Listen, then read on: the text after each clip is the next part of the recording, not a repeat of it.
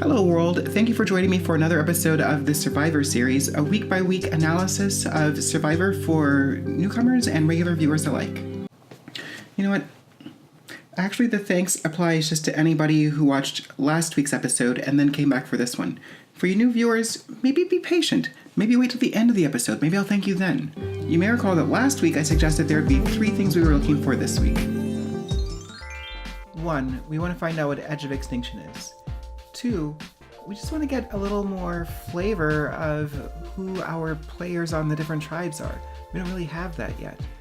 3, we need to see people start to take the social part of the game seriously. We want to see people starting to have conversations, starting to put together alliances that will further them throughout the game.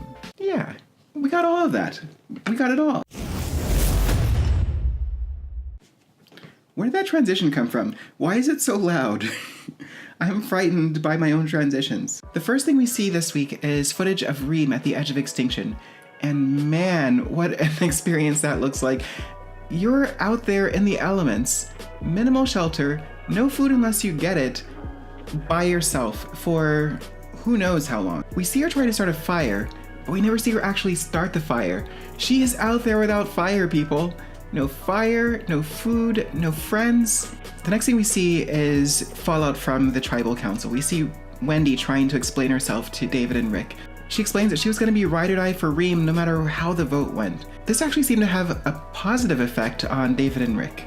Wendy begins pushing the narrative that Kelly Wentworth is the one who needs to go. She's a high caliber player who's been here before and needs to go before it's too late.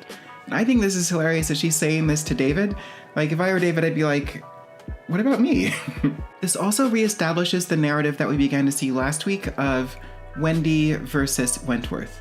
Wendy's beginning to marshal the other teammates to get Wendy out because she knows that Wendy is gunning for her. And why wouldn't she? She's a good player. Over at Kama Tribe, we begin to see that things aren't going so great for our vets, which would be hard to tell just from the general vibe around camp. Kama. Now, Aubrey acknowledges that she hates this kind of survivor. She hates kumbaya survivor. She wants to know where the fault lines are. She wants to know where the divisions are, where the allegiances lie. Shortly after she says that, we see the new tribe members talking amongst themselves, saying that the veterans need to go. That's an invisible fault line, and as the ground begins to shake, you don't want to find that you were unprepared as everything collapses around you. That metaphor just went on and on. Kind of like Aubrey trying to start a dialogue with people. We could start to have a dialogue. I feel like we could be better at having a dialogue. I think so. I just wanted to make sure that we can have a dialogue. The immunity challenge went the same way as last week's immunity challenge, with Manu doing okay, but Kama really clicking as a tribe. They're just really in sync right now. On the Manu tribe, Keith was the weakest link in the challenge. Manu moving much more slowly. Keith struggling in the water like he did in the marooning. And that's forcing tribe mates to stay back to help him. Warthog wasted no time in abandoning the Wendy Wentworth vote and trying to convince people to vote out Keith. And he was right. I'll get to that in a minute. Keith had a glimmer of hope just before Tribal, but at Tribal he was summarily voted out, and the show ended with him being confronted with the choice of staying or going to the edge of extinction. Come on, God. Come on. Come on. Come on, God. Come on, God. Now, they didn't show us which decision he made, but I'm kind of assuming he's just gonna go home. Survivor 101.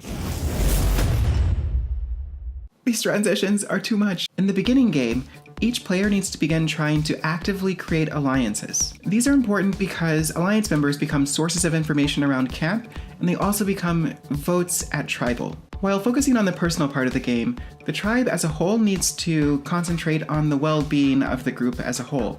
That means keeping the tribe strong and getting rid of weak players. And the reason for this is that when the tribes merge and we move into the middle game, you're going to want to have a large group of people that you can trust and who will potentially vote with you. I think we saw excellent examples of that at Kama this week.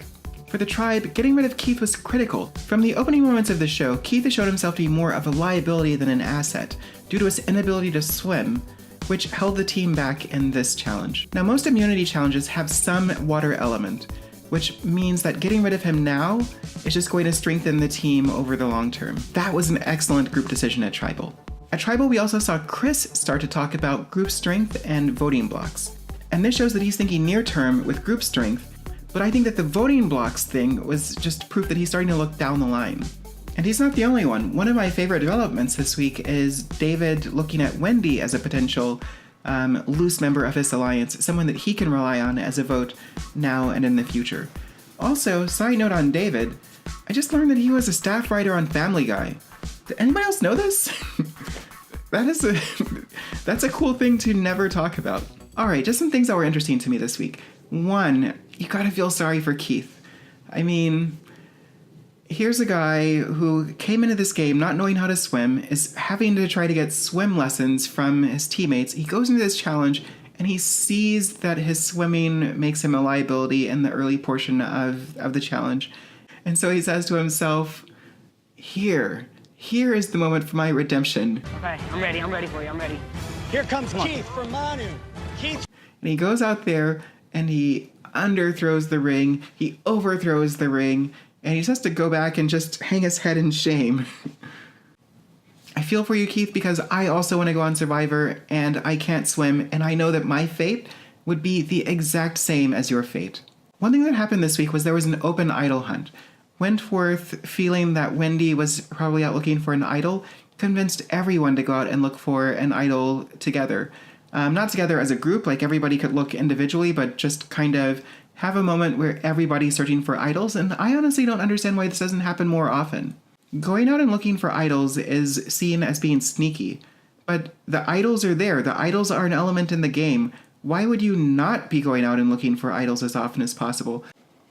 Why not just have this moment where everyone's free to go out and look for idols, and if you find it, it's cool if you tell everyone, but you don't have to. The montage of Aubrey trying to start a dialogue with her teammates was kind of like a dagger through the heart, because I know exactly like how that would happen. You figure out maybe there's a phrase or an idea that you think you might use as a tool to try to break the ice with people, and you try to break the ice with everybody. And so you use the same kind of opening with everybody. That's a really human way to behave. And it just made Aubrey look so inauthentic and terrible. Aubrey's the only Survivor contestant that I follow on Twitter, and so it was great to see her tweet this. It was nice to see that she has a sense of humor about it. And that is why I like Aubrey. PO3DP. Player of the 3-day period. Stop trying to make PO3DP happen. It's not going to catch on.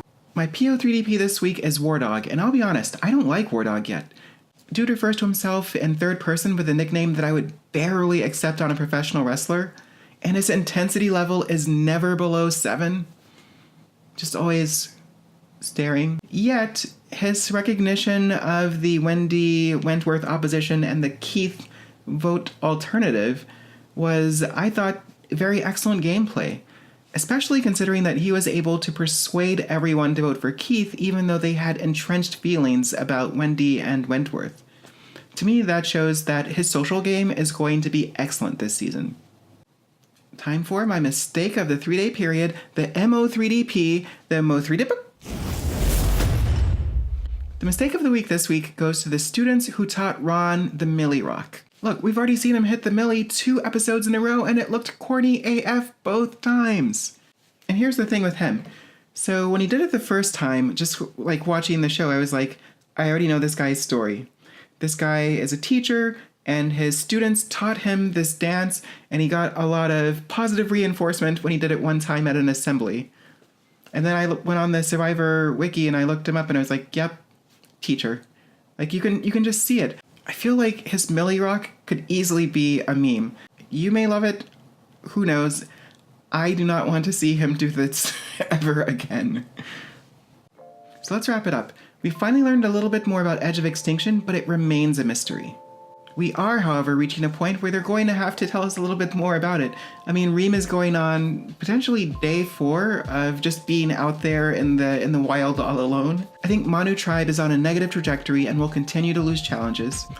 Kama Tribe is beginning to show cracks, and I'd be surprised to see them go much longer without trying to figure out a way to get rid of Joe or Aubrey, because they have not been able to form the kinds of bonds yet that would allow the team to see them as anything but interlopers.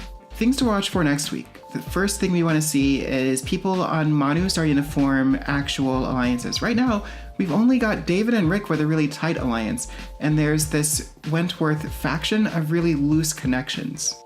Over on the Kama tribe, we want to see if Aubrey and Joe are able to make inroads into the group. As I mentioned last week, the physical, the psychological, and the social elements of this game all have a really interesting interplay. And this is a situation where if they aren't able to use their social skills to work their way into the group, then they'll have to use their physical skills to try to will the team to keep winning so that they don't go to tribal where they would get voted out. So you've made it to the end of the video. If you're a first-time viewer, thank you. See, look, you just had to wait. I told you I'd thank you. So if you like this video, just click like, and in the comments tell me what you're looking forward to next week. And if you found this video to be useful and you want to see more, then click subscribe. It's pretty easy. Button's right there, just click it. Also, I'm going to continue to evolve the show, like as I keep doing these and keep understanding what I feel like is good and what is bad. I intend to keep tweaking it until I get to a version of this that I like.